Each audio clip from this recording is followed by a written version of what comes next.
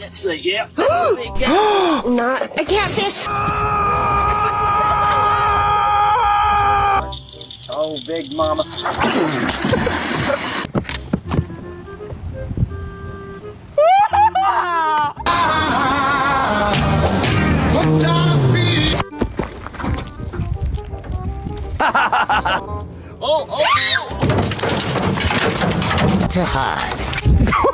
You can save £50 per person. That's £200 off.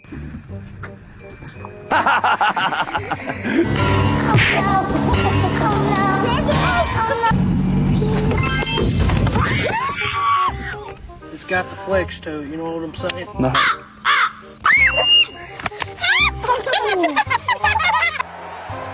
Nobody once told me